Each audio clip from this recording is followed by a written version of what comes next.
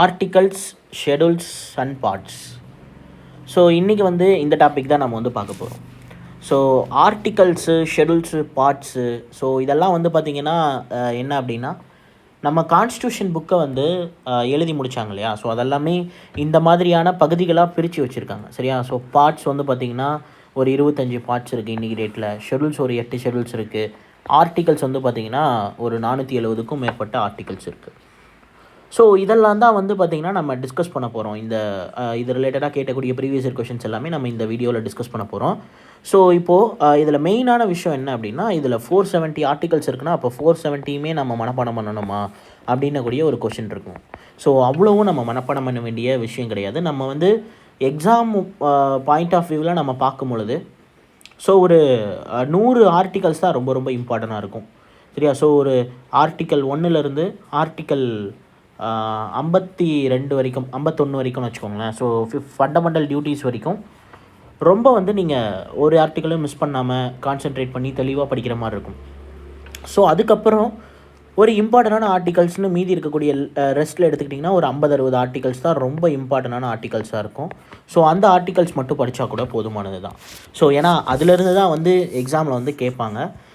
அதிகமாக வந்து வேறு எதுவும் புதுசாக வந்து பார்த்திங்கன்னா இம்பார்ட்டன்ட் இல்லாத ஆர்டிக்கல் அந்த அளவுக்கு நீங்கள் சட்டம் தெரிஞ்சிருக்கணும், அப்போனா மட்டும்தான் இந்த மாதிரியான டாப்பிக்லாம் நம்மளால் அப்ரோச் பண்ண முடியும் அப்படிலாம் எதுவும் கிடையாது.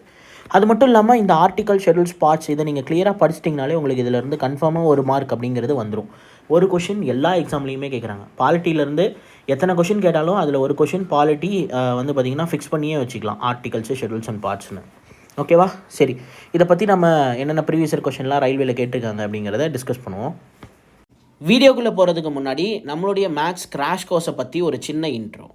YCT பப்ளிகேஷனோட railway previous year question compile பண்ண மேத்தமெட்டிக்ஸ் புக் இருக்குல்ல, இப்போ இங்கே முன்னாடி எல்லோ கலரில் ஷோ ஆகுது. இந்த புக்கில் இருக்கக்கூடிய எல்லா கொஷின்ஸுமே A to Z நம்ம வந்து ஒரு கோர்ஸாக கம்பைல் பண்ணியிருக்கோம். ஸோ இந்த கோர்ஸை எப்படி அக்சஸ் பண்ணுறது, இந்த கோர்ஸோட ப்ரைஸ் என்ன, வேலிடிட்டி என்ன, அப்புறம் உங்களுக்கு இருக்கக்கூடிய எல்லா டவுட்ஸுக்கும் ஸோ நான் வந்து ஒரு தனியாக ஒரு வீடியோவாகவே ரெடி பண்ணியிருக்கேன். ஸோ அந்த வீடியோ உங்களுக்கு இப்போ ஐ கார்டில் ஷோ ஆகும். ஸோ அதை கிளிக் பண்ணி இன்ட்ரெஸ்ட் இருக்கவங்க செக் பண்ணிக்கோங்க. Question number 74. So article dash of the Constitution of India has a provision that mandates the reservation for the seats of scheduled caste and scheduled tribe in the House of People அப்படின்னு வந்து கொடுத்துருக்காங்க. House of people அப்படின்னா என்ன அப்படின்னா லோக்சபா அப்படின்னு அர்த்தம், சரியா? So லோக்சபாவை தான் ஹவுஸ் ஆஃப் பீப்புள், மக்களவை அப்படின்னு வந்து சொல்லுவாங்க, சரியா? அதே மாதிரி ராஜ்யசபாவை என்னன்னு சொல்லுவாங்க அப்படின்னா கவுன்சில் ஆஃப் ஸ்டேட்ஸ் அப்படின்னு வந்து சொல்லுவாங்க, சரியா? Council of states. ஸோ இது வந்து பார்த்திங்கன்னா மாநிலங்களவை, ராஜ்யசபா அப்படிங்கிறது மாநிலங்களவை, சரியா? ஸோ இது வந்து பார்த்திங்கன்னா மக்களவை, லோக்சபா அப்படிங்கிறது. ஸோ இந்த லோக்சபாவில் இருக்கக்கூடிய சீட்ஸ் இருக்கு இல்லையா, கிட்டத்தட்ட ஒரு 550 சீட் இருக்குது. ஸோ ப்ரெசன்ட் டேட்டில் வந்து பார்த்திங்கன்னா 543 சீட் இருக்குது. ஸோ இந்த சீட்டில் SC/ST பீப்புள்ஸ் இருக்காங்கல்ல, அவங்களுக்குன்னு சொல்லி தனியாக வந்து பார்த்திங்கன்னா ரிசர்வேஷன் கொடுத்துருப்பாங்க. அதை வந்து இந்தியன் கான்ஸ்டியூஷனில் எந்த ஆர்டிக்கலில் மென்ஷன் பண்ணியிருக்காங்க அப்படின்னு கேட்டிருக்கான். ஸோ இதுக்கான சரியான ஆன்சர் ஆர்டிக்கல் 330. ஸோ ஆர்டிக்கல் 330ல் தான் SC/ST பீப்புள்ஸ்க்கு வந்து லோக்சபாவில் எவ்வளோ ரிசர்வேஷன், ஸோ அந்த மாதிரி சீட் ரிசர்வேஷன்ஸ் எல்லாமே ஆர்டிக்கல் 330ல் தான் மென்ஷன் பண்ணியிருக்காங்க, சரியா? ஸோ அதே மாதிரி ஆர்டிக்கல் 46 அப்படின்றது என்ன அப்படின்னா, இந்த மாதிரி SC/STஸ்க்கு ரிலேட்டடாக நடக்கக்கூடிய வல்னரபிள் ஆக்டிவிட்டீஸ்லாம் இருக்குல்ல, அதை தடுக்கிறதுக்காக போடப்பட்ட ஒரு இதுதான் வந்து பார்த்திங்கன்னா ஆர்டிக்கல் தான் ஆர்டிக்கல் 46. ஸோ இது வந்து பார்த்திங்கன்னா DPSPயில் இருக்கும். DPSPங்கிறது வந்து பார்த்திங்கன்னா டைரக்டிவ் பிரின்சிபல்ஸ் ஆஃப் ஸ்டேட் பாலிசின்னு சொல்லுவாங்க. ஸோ அடுத்தடுத்த டாபிக்ஸில் நம்ம பார்ப்போம், சரியா? ஸோ DPSPனா என்ன அப்படின்னா, அது வந்து இந்தியன் கவர்மெண்ட் வந்து ஏதாவது ஒரு லா போடுறாங்க அப்படின்னா இந்த பாயிண்ட் எல்லாமே அவங்க மனசில் வச்சுக்கிட்டு தான் போடணும் அப்படின்னக்கூடிய ஒரு டைரக்டிவ் பிரின்சிபல்ஸ். ஸோ இந்த மாதிரியான பிரின்சிபல்ஸை பேஸ் பண்ணி இருக்கணும் அப்படின்றதுக்காக தொகுக்கப்பட்டது தான் இந்த directive principles of state policy அப்படின்னு வந்து கொடுத்துருக்காங்க. இது வந்து முழுக்க முழுக்க மக்களோட வெல்ஃபேரை பேஸ் பண்ணி இருக்கும், ஓகேவா? ஸோ ஆர்டிக்கல் 46ஓட வந்து என்ன அப்படின்னா SC/STஸோட வல்னரபிள் விஷயங்கள்லாம் இருக்குல்ல, அதெல்லாம் வந்து பார்த்திங்க அதுலேருந்து SC/STஸை எப்படி ப்ரொடெக்ட் பண்ணலாம் அப்படின்ற மாதிரி இருக்கும்னு வச்சுக்கோங்க. வல்னரபிள் ஆக்டிவிட்டீஸ்னால் இப்போ ஒரு எக்ஸாம்பிளுக்கு ஒரு காலேஜில் வந்து சீனியர் ஜூனியரை ரேகிங் பண்ணுற மாதிரி, ஸோ இந்த மாதிரி நம்ம சொசைட்டியில் வந்து எஸ்சி எஸ்டி பீப்புள்ஸ்க்கு வந்து யாராவது மேல் ஜாதி மக்கள் அல்லது கீழ் ஜாதி மக்கள் அப்படி இப்படின்னு ஏதாவது ஒரு சில கான்ட்ரவர்சிஸை க்ரியேட் பண்ணுறாங்க அப்படின்னா ஸோ அந்த மாதிரியான ஒரு சில விஷயங்கள் அதெல்லாம் வல்னரபிள் ஆக்டிவிட்டீஸ் தானே. ஸோ அந்த டெம்பிள்குள்ளார அனுமதி கிடையாது அப்படின்லாம் சொல்லி நிறைய பிரச்சனைலாம் இருந்தது இல்லையா. ஸோ இன்றைக்கி டேட்டில் அங்கங்கே ஒன்று சிலதெல்லாம் இருக்குது.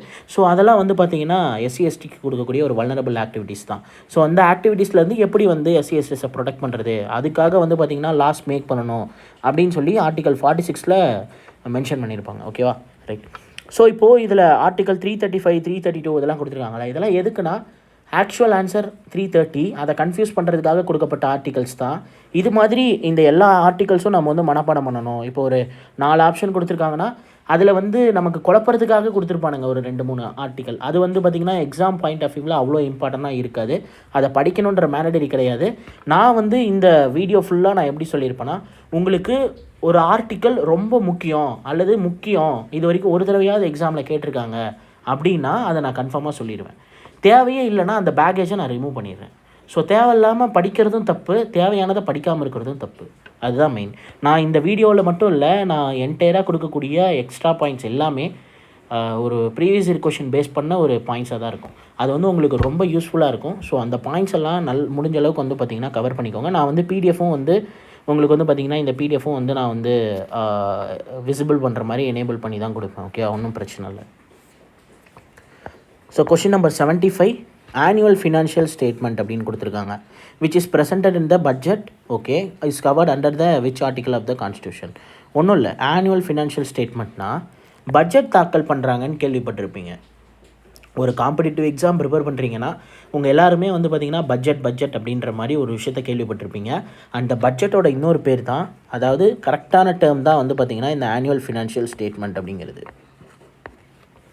வருஷம் பிப்ரவரி மாதம் வந்து பார்த்திங்கன்னா கவர்மெண்ட்டோட இன்கம்மு அதே மாதிரி எவ்வளோ எக்ஸ்பெண்டிச்சரு இது எல்லாமே வந்து பார்த்திங்கன்னா இந்த பட்ஜெட் செஷனில் வந்து மென்ஷன் பண்ணியிருப்பாங்க. இவ்வளோ வருமானம் நமக்கு வந்தது, இவ்வளோ செலவு பண்ண போகிறோம், அடுத்த ஒரு வருஷத்துக்கு இந்த மாதிரி இன்ஃப்ராஸ்ட்ரக்சர் பிளான்ஸ்லாம் இருக்குது அப்படின்ற மாதிரி எவ்வளோ வருமானம் எவ்வளோ எக்ஸ்பெண்டிச்சர் அதை பற்றின ஒரு பட்ஜெட். நம்ம வீட்டில் எப்படி ஃபேமிலி பட்ஜெட் போடுறோமோ அதே மாதிரின்னு வச்சுக்கோங்களேன். ஸோ இன்கம் அண்ட் எக்ஸ்பெண்டிச்சரை வந்து ஓவராலாக நாட்டுக்கு போடுறது, இந்தியா ஃபுல்லாக போடுறது. அதை வந்து பார்த்திங்கன்னா ஆனுவல் ஃபினான்ஷியல் ஸ்டேட்மெண்ட்னு சொல்லி ஒரு ஆர்டிக்கல்லே மென்ஷன் பண்ணியிருப்பாங்க. ஸோ ஆர்டிக்கல் 112 தான் வந்து பார்த்திங்கன்னா ஆனுவல் ஃபினான்ஷியல் ஸ்டேட்மெண்ட் அப்படின்னு வந்து அர்த்தம். ஸோ இந்தியன் கான்ஸ்டியூஷனில் எங்கேயுமே பட்ஜெட்டுங்கிற வேர்டு வந்து பார்த்திங்கன்னா மென்ஷன் பண்ணல. இது வந்து ஒரு கலோக்கியல் வேர்டாக தான் இருக்குது. நம்ம வந்து பார்த்திங்கன்னா பேச்சு வழக்கில் பயன்படுத்துகிறோம் இல்லையா. ஸோ அந்த மாதிரியான ஒரு வேர்டு தான் இந்த பட்ஜெட் அப்படிங்கிறது. இந்தியன் கான்ஸ்டியூஷனில் இந்த பட்ஜெட்டுங்கிற வேர்டு இல்லை. ஸோ இதுக்கப்புறம் இதை தாண்டி ஒரு சில இம்பார்ட்டண்டான ஆர்டிகல்ஸ் இருக்குது. என்ன அப்படின்னா ஆர்டிக்கல் 110 வந்து பார்த்திங்கன்னா மணி பில், பண மசோதா அப்படின்னு வந்து சொல்லுவாங்க தமிழில். ஸோ மணி பில் வந்து ரொம்ப ரொம்ப இம்பார்ட்டன்ட். ஸோ அதே மாதிரி 112 தான் நான் சொல்லிட்டேன் இந்த பட்ஜெட்டு, சரியா. So budget annual financial statement.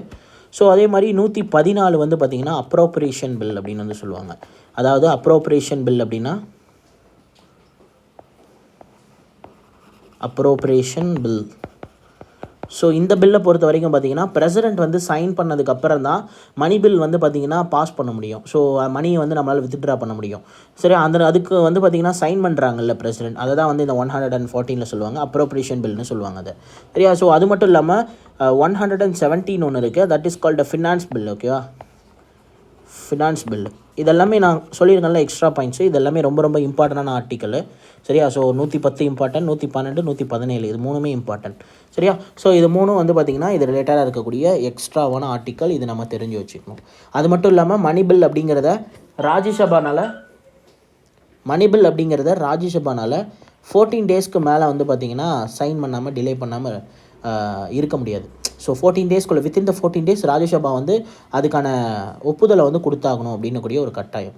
Suppose இது நார்மல் மசோதாவாக இருந்ததுன்னா 6 months வரைக்கும் டைம் இருக்கும். பட் ஆனால் ராஜ்யசபாவுக்கு வந்து பார்த்திங்கன்னா மணி பில்லு மட்டும் 14 டேஸ் மட்டும்தான் அவங்களால வந்து பார்த்திங்கன்னா சைன் பண்ணாமல் இழுக்கடிக்க முடியும். ஸோ மணி பில்லை பொறுத்த வரைக்கும் முன்னாடியே வந்து பார்த்திங்கன்னா பிரசிடெண்ட்டை பெர்மிஷன் வாங்கியிருக்கணும், சரியா. அதில் அந்த மாதிரி நிறைய ரெஸ்ட்ரிக்ஷன் இருக்குது. ஸோ இது வந்து பார்த்திங்கன்னா நம்ம வந்து பார்த்திங்கன்னா அந்த பிரசிடெண்ட்டு, பிஎம், ஸோ இதை பற்றி படிப்போம் இல்லையா. ஸோ பார்லிமெண்ட் இதை பற்றி படிக்கும்போது இந்த பில்லு பற்றி டீட்டெயிலாகவே நம்ம வந்து பார்ப்போம். ஸோ ஆனுவல் ஃபினான்ஷியல் ஸ்டேட்மெண்ட் இது ரொம்ப ரொம்ப இம்பார்ட்டண்டான ஒரு article 112. Question number 76 The Indian Constitution was the lengthiest constitution at the time of its adaptation. Originally had a dash articles அப்படின்னு கொடுத்துருக்காங்க. இந்தியன் கான்ஸ்டியூஷன் பவருக்கு வந்ததில்ல. ஸோ இந்த மாதிரி ஜான்வரி 26 1950 அதை அடாப்ட் பண்ணது நவம்பர் 26 1949. ஓகேவா? ஸோ அந்த டைமில் இந்த நவம்பர் 26 1949 அந்த பீரியடில் வந்து பார்த்திங்கன்னா நம்ம கான்ஸ்டியூஷனில் மொத்தம் எத்தனை ஆர்டிகல்ஸ் இருந்தது அப்படின்னு கேட்டிருக்காங்க. ஸோ 395 ஆர்டிகல்ஸ் இருந்தது. சரியா? பட் ஆனால் இன்றைக்கி டேட்டில் ப்ரெசன்ட் டேட்டில் எவ்வளோ இருக்குது அப்படின்னா 470 ஆர்டிகல்ஸ் வந்து இருக்குது. சரியா? ஸோ இது இன்னும் வந்து பார்த்திங்கன்னா கரண்ட் அஃபேர்ஸ் பார்த்திங்கன்னா தெரியும் அக்யூரேட்டாக எவ்வளோ இருக்குன்றது. தென் இன்னும் அதிகமாகலாம் கம்மியும் ஆகலாம். சரியா? Question number 77. Under the provision of the which article of the Indian Constitution is the President empowered to consolidate the Finance Commission at the expiration of the every 5th year or such at earlier time the President is considered necessary அப்படின்னு கொடுத்துருக்கான். ஒன்றும் இல்லை, ஆக்சுவலாக article 280 இருக்கு இல்லையா? So அந்த article 280 என்ன பண்ணியிருக்காங்க அப்படின்னா இந்த மாதிரி ஃபினான்ஸ் கமிஷன் அப்படின்னக்கூடிய ஒரு கமிஷனை பற்றி மென்ஷன் பண்ணியிருக்காங்க. ஸோ ஃபினான்ஸ் கமிஷன்னா என்ன அப்படின்னா நிதி குழு அப்படின்னு வந்து சொல்லுவாங்க. ஸோ இதை வந்து யார் அப்பாயின்ட் பண்ணுவாங்க அப்படின்னா பிரசிடென்ட் தான் அப்பாயின்ட் பண்ணுவார். சரியா? ஸோ இவங்களுடைய பீரியட் வந்து பார்த்திங்கன்னா 5 இயர்ஸ். சரியா? ஸோ 5 வருஷத்துக்கு வந்து பார்த்திங்கன்னா ஒரு கமிஷன் அப்பாயின்ட் பண்ணுவாங்க. இந்த மாதிரி சென்ட்ரல் கவர்மெண்ட்டுக்கு கிடைச்ச டேக்ஸ் எல்லாமே ஸ்டேட் கவர்மெண்ட்டுக்கு எந்த மாதிரி ஆங்கிளில் பிரித்து கொடுக்கலாம், எந்தெந்த ஸ்டேட்ஸ்க்கு எவ்வளோ கொடுக்கலாம், அந்த மாதிரி ஒரு சில சஜஷன்ஸை கொடுக்கக்கூடிய ஒரு பாடி தான் இந்த ஃபினான்ஸ் கமிஷன். சரியா? ஸோ இந்த ஃபினான்ஸ் கமிஷன் வந்து பார்த்திங்கன்னா ஒரு அட்வைசரி பாடி தான். இது வந்து பார்த்திங்கன்னா ஆர்டர் போட முடியாது சென்ட்ரல் கவர்மெண்ட்டுக்கு. It gives only the suggestion அப்படின்னு வச்சுக்கலாம். சரியா? ஸோ இந்த ஃபினான்ஸ் கமிஷன் ரிலேட்டடாக இதனுடைய சேர்மன் வந்து பார்த்திங்கன்னா ரொம்ப இம்பார்ட்டண்ட்டாக கேட்பாங்க. சரியா? ஃபர்ஸ்ட் சேர்மன் வந்து பார்த்திங்கன்னா யார் அப்படின்னா first chairman of financial commission வந்து கேசி நிகோகி. இவர் தான் வந்து பார்த்திங்கன்னா ஃபஸ்ட்டு சேர்மன். சரியா? ஸோ வந்து இன்றைக்கி டேட்டில் 16th சேர்மனாக யார் இருக்காங்க அப்படின்னா ஃபினான்ஸ் கமிஷன் 16th சேர்மன் வந்து யார் அப்படின்னா அரவிந்த் பனகாரியா.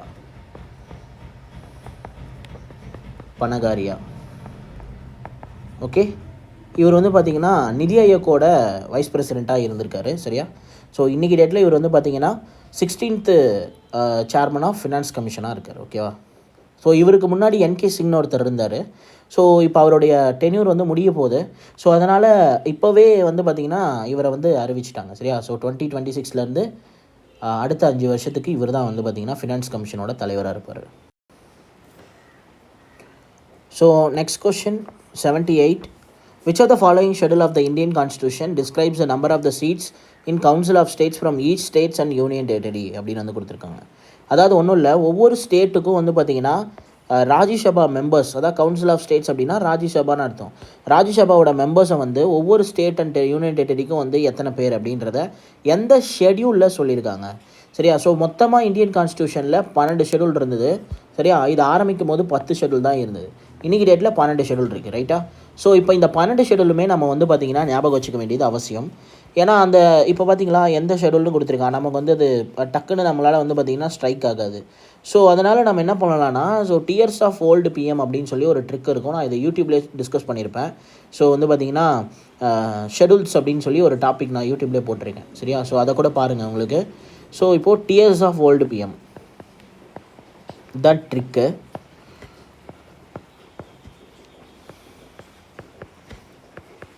ஸோ அல்லது நான் இன்னொரு ட்ரிக் சொல்லியிருப்பேன், USORS 43 அப்படின்னு சொல்லி ஒரு ட்ரிக் சொல்லியிருப்பேன்ல, அந்த ட்ரிக்கு கூட யூஸ் பண்ணிக்கலாம். ஸோ உங்களுக்கு எது கன்வீனியண்ட்டாக இருக்கோ அதை யூஸ் பண்ணிக்கோங்க. சரியா? ஸோ இப்போது வந்து இது வந்து பார்த்திங்கன்னா ஃபஸ்ட்டு ஷெடியூலோட கீவேர்டு. ஓகேவா? டீங்கிறது, இது செகண்டுக்கு, இது தேர்ட், இது ஃபோர்த், அந்த மாதிரி 12 இருக்குது. ஓகேவா?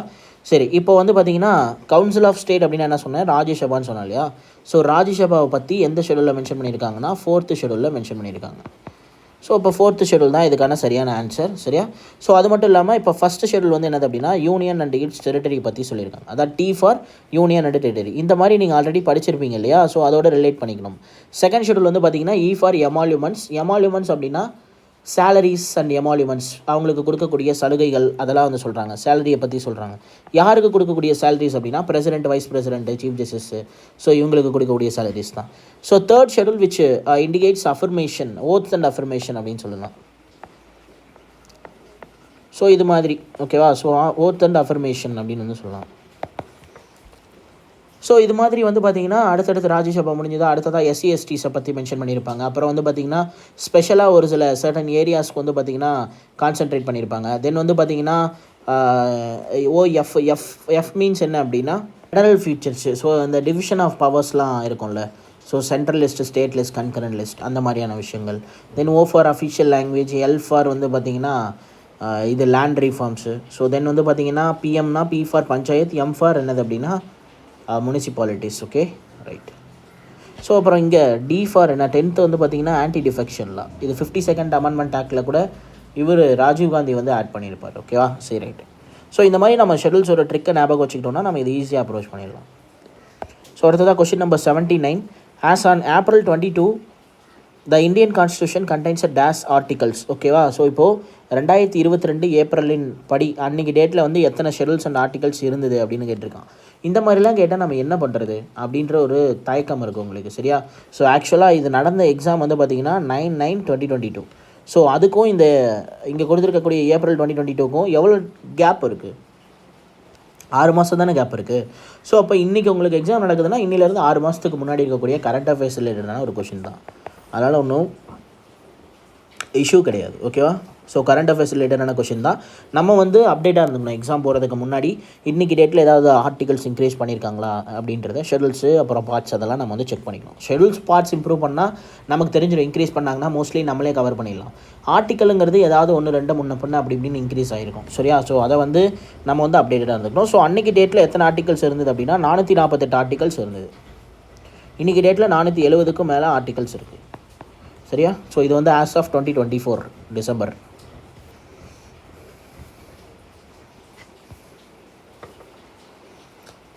So question number 80. So under the which article of the Indian Constitution is annual financial statement is prepared அப்படின்னு வந்து கொடுத்துருக்கான். ஸோ ஆல்ரெடி நம்ம இந்த கொஷின் டிஸ்கஸ் பண்ணியிருந்தோம். ரொம்ப இம்பார்ட்டன்ட், ஆர்டிக்கல் 112. ஓகேவா, ஸோ ஆர்டிக்கல் 112 வந்து பார்த்திங்கன்னா எதை பற்றி டிஃபைன் பண்ணுதுன்னு சொல்லியிருந்தேன், ஆனுவல் ஃபினான்ஷியல் ஸ்டேட்மெண்ட், பட்ஜெட்டுன்னு கூட இதுக்கு சொல்லியிருந்தோம் இல்லையா? ஸோ தென் ஒன் மோர் இம்பார்ட்டண்டான ஆர்டிக்கல் என்னென்னா இந்த 140. இது என்னென்னா அப்படின்னா ancillary powers of Supreme Court அப்படின்னு சொல்லுவாங்க. அதாவது சுப்ரீம் கோர்ட்டோட ஆன்சிலரி பவர்ஸ் எல்லாமே இதில் தான் மென்ஷன் பண்ணியிருப்பாங்க. இப்போ சுப்ரீம் கோர்ட் ஒரு விஷயத்தை ஓகேன்னு சொல்லிடுச்சு அப்படின்னா அதுக்கப்புறம் இந்தியாவோட டெரிட்டரியில் இருக்கக்கூடிய எந்த கோர்ட்டுமே வந்து அதை எதிர்த்து எந்த ஒரு கேள்வியுமே கேட்க முடியாது. ஸோ அதை தான் வந்து பார்த்திங்கன்னா ஆன்சிலரி பவர்ஸ். அது மட்டும் இல்லாமல் அதுக்கான பவர் டிஸ்ட்ரிபியூஷன் இருக்குல்ல, அதுவும் வந்து மென்ஷன் பண்ணியிருக்காங்க, சரியா? ஸோ அதே மாதிரி 101 அப்படிங்கிறது என்ன அப்படின்னா, இது இப்போது ஒரு எம்பியோ அல்லது ஒரு எம்எல்ஏவோ டபுள் மெம்பர்ஷிப் வச்சுருந்தாங்கன்னா ஒரு சீட்டை வந்து வேக்கன்ட் பண்ணிடணும். அதாவது இப்போ லோக்சபாலையும் அவங்க மெம்பராக இருக்காங்க, ராஜ்யசபாலையும் மெம்பராக இருக்காங்கன்னா ஏதாவது ஒரு சீட்டை வந்து வேக்கன்ட் பண்ணிடுவாங்க. ஸோ அந்த மாதிரி வெக்கேஷன் ஆஃப் த சீட்ஸை பற்றி சொல்கிறாங்க, சரியா? ஸோ வேக்கன்ட் ஆஃப் சீட்ஸ்ன்னு சொல்லலாம், vacant of seats in parliament. Okay, பார்லிமெண்ட்டில் இருக்கக்கூடிய சீட்ஸோட வேக்கண்ட்டை பற்றி சொல்லியிருக்காங்க. ஓகே, தென் ஒரு இம்பார்ட்டண்டான ஆர்டிக்கல் தான் இதுவும் வந்து ஏதோ ஒரு எக்ஸாமில் கேட்ட மாதிரி எனக்கு தோணுது. ஸோ ஆர்டிக்கல் 130 வந்து பார்த்திங்கன்னா சுப்ரீம் கோர்ட்டு, சரியா? சுப்ரீம் கோர்ட்டோட சீட்ஸ். ஸோ சுப்ரீம் கோர்ட்டோட கிளை நீதிமன்றங்கள்லாம் ஏதாவது இருக்குதா அப்படின்றத பற்றி பேசக்கூடியது. ஆர்டிக்கல் 112ங்கிறது பட்ஜெட்டு, சரியா? ஸோ ரொம்ப ரொம்ப இம்பார்ட்டண்டான ஆர்டிக்கல்னு நான் அங்கேயே சொல்லியிருந்தேன். எகைன் அண்ட் எகைன் அந்த கொஷின் ரிப்பீட் ஆகிறத பார்க்க முடியுது. ஸோ தென் வந்து பார்த்தீங்கன்னா question number 81, the constitution of இந்தியாவில் எத்தனை பார்ட்ஸ் அண்ட் ஷெடியூல்ஸ் வந்து இன்றைக்கி டேட்டில் இருக்குது அப்படின்னு வந்து கேட்டிருக்காங்க, சரியா? ஸோ 12 பார்ட்ஸ் இருக்குது, அதே மாதிரி 25 ஷெடியூல்ஸ் இருக்குது. இது ஆரம்பிக்கும் போது எத்தனை பார்ட்ஸ் இருந்ததுன்னா 12 பார்ட்ஸ் இல்லை, 25 பார்ட்ஸ் இருக்குது, 12 ஷெடியூல்ஸ் வந்து இருக்குது, சரியா? ஸோ 25/12 அப்படிங்கிறது தான் சரியான ஆன்சர். ஸோ ஆப்ஷன் டி தான் கரெக்டான ஆன்சர். ஸோ இங்கே பாருங்கள், ஆப்ஷன் ஏல நம்மளை கன்ஃபியூஸ் பண்ணுறதுக்குனே நான் இப்போ தப்பு பண்ண மாதிரி நீங்களும் தப்பு பண்ணக்கூடாது, ஓகேவா? So okay, 25 and 12. ஸோ எது பார்ட்ஸ் எது ஷெடியூல்ஸ்ன்றதை கிளாரிஃபையாக இருக்கணும். இதே கான்ஸ்டியூஷன் ஆரம்பிக்கும் போது எத்தனை இருந்தது? 22 பார்ட்ஸ், 8 ஷெடியூல்ஸ் தான் இருந்தது. Okay, 82, article of the Indian constitutions are grouped into the how many different parts. எத்தனை பார்ட்ஸாக பிரிச்சிருக்காங்க? 25 பார்ட்ஸாக பிரிச்சிருக்காங்க, ஓகேவா? பட் ஆனால் இங்கே ஆப்ஷனில் 25 இல்லை. அப்போ அவங்க வந்து 22 பார்ட்ஸாக முதல்ல பிரிச்சிருந்தாங்கல்ல, அதை தான் நம்மக்கிட்ட கேட்குறாங்க, ஓகேவா? அப்போ 22 பார்ட்ஸுன்றதை போட்டுடலாம். ஸோ ரெண்டுமே கொடுக்க மாட்டாங்க, சரியா? ஸோ பயப்பட தேவையில்லை. Question number 83, according to the Constitution of India, which article is not related to the fundamental rights of an from the following அப்படின்னு வந்து கொடுத்துருக்காங்க, சரியா? இதில் எந்த ஆர்டிக்கல் வந்து நாட் ரிலேட்டட் கிடையாது அப்படின்னு கொடுத்துருக்காங்க. சரியா. ஸோ ஆர்டிக்கல் 40 அப்படிங்கிறது டிபிஎஸ்பியில் வரும். இது வந்து பார்த்திங்கன்னா வில்லேஜ் பஞ்சாயத்தை பற்றி மென்ஷன் பண்ணக்கூடிய ஒரு ஆர்டிக்கல், வில்லேஜ் பஞ்சாயத்து. ஸோ இந்த மாதிரி வில்லேஜில் வந்து பஞ்சாயத்து அமைக்கணும்னு சொல்லி 1947 டு அந்த 1947 to 50 அந்த பீரியட்லேயே அம்பேத்கர் வந்து எழுதி வச்சிருப்பார். சரியா. ஸோ இந்த மாதிரி வில்லேஜ் பஞ்சாயத்து வந்து ஃப்யூச்சரில் கவர்மெண்ட் வந்து பார்த்திங்கன்னா இம்ப்ளிமெண்ட் பண்ணுங்க அப்படின்னு சொல்லியிருப்பாங்க. சரியா. அந்த டைமில் வந்து பார்த்திங்கன்னா அதுக்கான சரியான ஒரு கிளாரிட்டி இருக்காது. ஸோ அது வந்து பார்த்திங்கன்னா நிறைய ஒரு பயத்தோடு இருந்திருப்பாங்க. ஏன்னா தனித்தனி பவர்ஸாக ரெடி பண்ணோம் அப்படின்னா அவங்கவுங்க வந்து பார்த்திங்கன்னா கண்ட்ரோல் இல்லாமல் இருப்பாங்க. ஸோ குறுநில மன்னர்கள்லாம் இருந்தாங்கல்ல, அந்த கதையாயிருமோன்ற ஒரு அச்சத்தில் என்ன பண்ணியிருப்பாங்க அப்படின்னா இந்த மாதிரி அதை பெருசாக இம்ப்ளிமெண்ட் பண்ணலை. பட் லேட்டராக வந்து 1993 நரசிம்மராவ் கவர்மெண்ட் வந்து இம்ப்ளிமெண்ட் பண்ணியிருப்பாங்க. சரியா. ஸோ இப்போ இதில் இந்த கொஷனுக்கான சரியான ஆன்சர் என்ன அப்படின்னா ஆப்ஷன் ஏ தான். ஸோ அதே மாதிரி 25 ரிலீஜியஸை பற்றி சொல்லக்கூடிய ஒரு ஆர்டிக்கல். சரியா. So freedom of religion. So 18 வந்து பார்த்திங்கன்னா அபாலிஷன் ஆஃப் டைட்டில். 30 வந்து பார்த்திங்கன்னா அந்த எஜுகேஷனல் ரைட்ஸை பற்றி சொல்லக்கூடியது. ஸோ இது எல்லாமே வந்து பார்த்திங்கன்னா ஃபண்டமெண்டல் ரைட்ஸில் வரும், இந்த 40 தவிர. அடுத்ததாக 84. The union budget is also known as the annual financial statement. The particular financial year is given in the article which of the constitution. So இந்த கொஷனுக்கு நமக்கு எல்லாருக்கும் நல்ல ஆன்சர் தெரியும். ஆர்டிக்கல் 112 தான் வந்து ஆனுவல் ஃபினான்ஷியல் ஸ்டேட்மெண்ட். சரியா. Budget, annual financial statement is also termed as budget அப்படின்னு சொல்லலாம். ஓகேவா. ஸோ இந்த பட்ஜெட்டோட ஆர்டிக்கல் என்னது? ஆர்டிக்கல் 112. ஆல்ரெடி நம்ம பார்த்த மாதிரி ஆர்டிக்கல் 110 என்னது? 110 வந்து மணிபில்,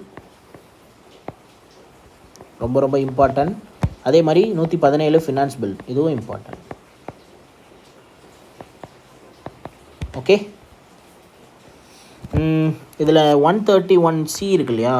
ஸோ அது வந்து பார்த்திங்கன்னா இது வரைக்கும் ஒரே ஒரு தடவை கேட்டிருக்காங்க எக்ஸாமில். 131 கேட்டிருக்காங்க, ரைட்ஸ் டு ப்ராப்பர்ட்டி. அதை வந்து மூவ் பண்ணி மாதிரி 300A கொண்டு போயிட்டாங்கன்னு. ஸோ 131C வந்து என்ன அப்படின்னா டைரக்டிவ் பிரின்சிபல்ஸை பூஸ்ட் பண்ணுற மாதிரியான ஒரு சில விஷயத்தை அந்த 31Cயில் வந்து ஆட் பண்ணியிருப்பாங்க. சரியா. ஸோ 31 தான் ரொம்ப இம்பார்ட்டன்ட். ரைட்ஸ் டு ப்ராப்பர்ட்டியாக இருந்தது, அதை 300A வந்து சேஞ்ச் பண்ணிட்டாங்க. ஓகே, அதெல்லாம் நமக்கு தெரிஞ்சிருக்கணும். சரியா. ஸோ 38 வந்து பார்த்திங்கன்னா டிபிஎஸ்பி ரிலேட்டடான ஒரு விஷயம் தான். சரியா. Social, economical and political democracy பற்றி சொல்லும். சரியா. ஸோ அடுத்ததாக 134ங்கிறது பீலேட் ஜூரிஸ்டிக்ஷன். சரியா. ஸோ மேல்முறையீடு போடுறாங்கல்ல, மேல்முறையீடு. ஸோ அதை பற்றி சொல்லக்கூடிய ஆர்டிக்கல் தான் ஆர்டிக்கல் 134. சரியா. ஸோ ஆர்டிக்கல் 134 வந்து அப்பீலேட் ஜூரிஸ்டிக்ஷன். இப்போ லோயர் கோர்ட்டில் தீர்ப்பு சரியில்லை அப்படின்னா நம்மளால் சுப்ரீம் கோர்ட்டுக்கு என்ன பண்ண முடியும்? மேல்முறையீடு போட முடியும். சரியா. ஸோ ஆனால் சுப்ரீம் கோர்ட் சொன்னது தான் ஃபைனல் அத்தாரிட்டி, அதுக்கப்புறம் நம்ம எங்கேயும் போக முடியாது. 85. As of 30th June 2022, okay, the schedules, how many schedules in the Indian constitution? எத்தனை ஷெடியூல்ஸ் இருந்ததுன்னு கேட்குறாங்க. சரியா. ஸோ ஷெடியூல்ஸ்ன்னு கேட்டிருக்காங்க, பார்ட்ஸ் கேட்கல. ஸோ 12 தான் ஆன்சர். ஓகேவா. அட் த டைமில் வந்து பார்த்திங்கன்னா 8 இருந்தது லான்ச் பண்ணும்பொழுது. தென் வந்து பார்த்திங்கன்னா லேட்டராக வந்து 12 ஆட் பண்ணியிருக்காங்க. சரியா. 86. So name the states and union territory of India is mention in the schedule of the constitution அப்படின்னு கொடுத்துருக்காங்க. ஸோ அதே டிஎஸ் ஆஃப் ஓல்டு பிஎம் எழுதுனீங்க அப்படின்னா ட்ரிக்கு. சரியா. So T S of old PM. சரியா. இந்த ட்ரிக் படி டி ஃபார் யூனியன் அண்ட் டெரிட்டரியா, இங்கே யூனியன் அண்ட் டெரிட்டரி தானே கொடுத்துருக்காங்க, states and union territory of India. சரியா. அதாவது ஷெடியூல் 1ல் என்ன பண்ணியிருப்பாங்க அப்படின்னா ஒவ்வொரு ஸ்டேட்ஸ், ஒவ்வொரு யூனியன் டெரிட்டரியோட நேம் என்ன, அவங்களுடைய ஸ்கொயர் எவ்வளோ ஸ்கொயர் கிலோமீட்டர் ஏரியாவில் இருக்காங்க. சரியா. ஸோ அதே மாதிரி அவங்களோட ரைட்டு பார்டர் யார், லெஃப்ட் பார்டர் யார். சரியா. ஸோ 4 டேரக்ஷனுக்குமே பார்டர் யாருன்றதுலாம் அதில் மென்ஷன் பண்ணியிருப்பாங்க. இது எந்த schedule? First schedule. Okay, first schedule. So second schedule என்னது? அதான் சேலரிஸு. தேர்ட் ஷெடியூல் வந்து பார்த்தீங்கன்னா oaths and affirmation. Fourth schedule வந்து பார்த்தீங்கன்னா Rajya Sabha seats. So fourth schedule ரொம்ப இம்பார்ட்டன்ட். இதுக்கு முன்னாடியே நம்ம இந்த கொஷின் டிஸ்கஸ் பண்ணியிருப்போம்னு நினைக்கிறேன். Fourth schedule. So 87. Which of the following part of the Indian constitution belongs to the union territories? Union டெரிட்டரியை எந்த பார்ட்டில் வந்து மென்ஷன் பண்ணியிருக்காங்க? சரியா. ஸோ பார்ட்ஸ் மொத்தம் 25 பார்ட்ஸ் இருக்குதுன்னு சொல்லியிருந்தோம் இல்லையா. ஸோ மொத்தமாக கவுண்ட் நம்பரில் பார்த்தீங்கன்னா 22 தான் இருக்கும், 22 பார்ட் வரைக்கும் தான் இருக்கும். பட் அதோட சப் கிளாஸிஃபிகேஷன் ஏபிசி அந்த மாதிரி ஓப்பன் பண்ணி மொத்தம் வந்து பார்த்திங்கன்னா கவுண்ட் பண்ணும்போது 25 இருக்கும்னு வச்சுக்கோங்களேன். பட் ஆனால் நம்பராக பார்க்கும்போது 22 தாண்டாது. அதே மாதிரி தான் வந்து பார்த்திங்கன்னா ஆர்டிகல்ஸும் மொத்தம் வந்து 395 ஆர்டிக்கல் ஆரம்பத்தில் இருந்தது இல்லையா. ஸோ இன்றைக்கி டேட்டில் 470 ஆர்டிக்கல் இருக்குன்னா நம்பர் 470 வரைக்கும் கிடையாது. இந்த 395 தான் கடைசி ஆர்டிக்கிளோட நம்பராக இருக்கும். அதனுடைய சப் கிளாசிஃபிகேஷன் ஏ பின்னு பிரிச்சிருக்காங்கல்ல, அதுதான் வந்து அதனுடைய கவுண்ட்டு தான் 470 இருக்குது. ஓகேவா? ரைட். பட் இந்த நம்பரை வந்து எந்த விதத்துலையும் வந்து சேஞ்ச் பண்ண மாட்டாங்க.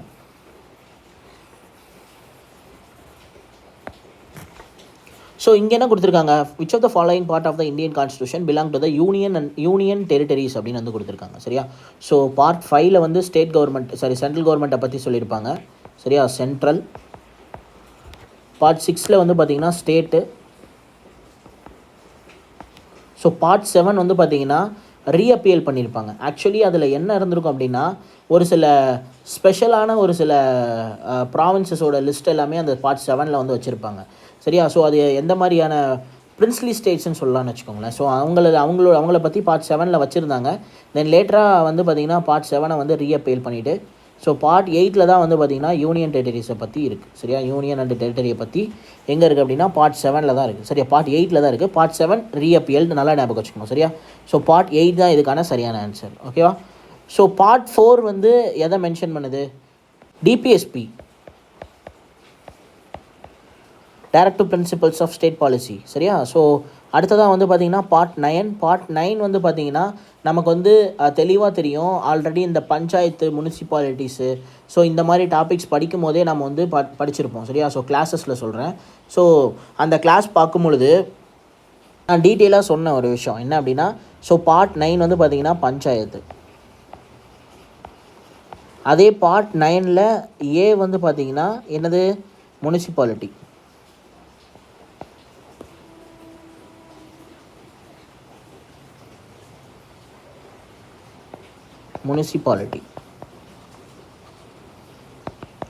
ஸோ அதே பார்ட் 9ல் பி வந்து பார்த்திங்கன்னா cooperative society.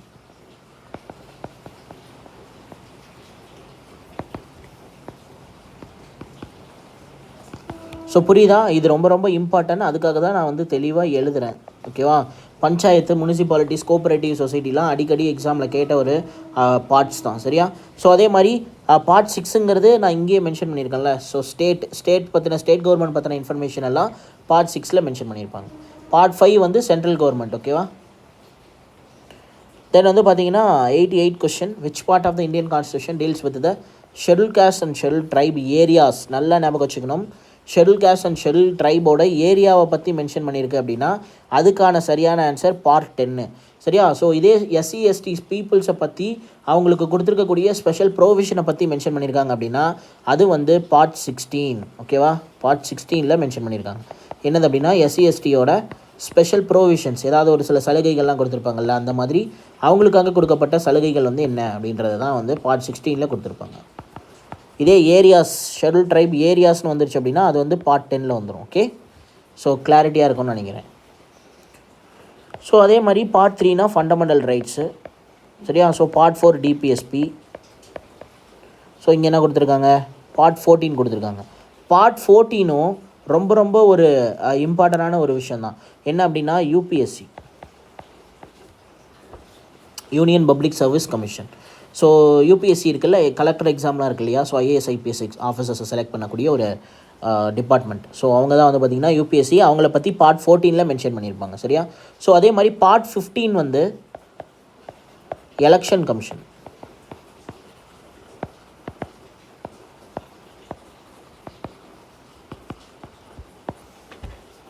Okay? 89. Which article empowers the Indian Parliament to include or exclude the caste, race, tribes from the list of the scheduled castes அப்படின்னு வந்து கொடுத்துருக்காங்க. சரியா? ஸோ அதாவது என்ன கொடுத்துருக்காங்கன்னா, எந்த ஆர்டிக்கல் வந்து இந்தியன் பார்லிமெண்ட் வந்து பார்த்திங்கன்னா to include or exclude caste, race, tribes from the list of scheduled caste அப்படின்னு வந்து கொடுத்துருக்காங்க. இப்போ பிசின்னு ஒரு கேட்டகரி இருக்குது அப்படின்னா அந்த கேட்டகரிக்கு கீழே நிறைய தமிழில் வந்து பார்த்திங்கன்னா நம்ம வேறு மாதிரியான கேஸ்ட் நேம் சொல்லுவோம் இல்லையா? கேஸ்ட்டு. ஸோ இப்போ அதிலே வந்து நிறைய சப் கிளாஸ் இருக்கும். ஸோ அவங்க எல்லோரும் சேர்த்து இங்கிலீஷில் பிசி அப்படின்னு சொல்லிடுவோம். அதே மாதிரி எஸ்சியிலே வந்து பார்த்திங்கன்னா நிறைய டைப் ஆஃப் கேட்டகரிஸ் இருக்குது கீழே. ஸோ அந்த சப் கிளாஸிஃபிகேஷன் பீப்புள்ஸ்லாம் இருக்காங்கல்ல, ஸோ தமிழில் வந்து பார்த்திங்கன்னா கரெக்டாக செக்ரிகேட் பண்ணியிருப்பாங்க. இங்கிலீஷில் வந்து காமனாக வந்து they are all known as SC, ST, BC, MBC. So அந்த மாதிரி கிளாஸிஃபிகேஷன் பண்ணியிருக்காங்கன்னு வச்சுக்கோங்களேன். ஸோ இப்போ ஒரு கேஸ்ட் வந்து ஒரு எஸ்சி லிஸ்ட்டில் வரணும். இப்போ நிறைய லிஸ்ட் இருக்குது இல்லையா, நிறைய கேஸ்ட் இருக்குது.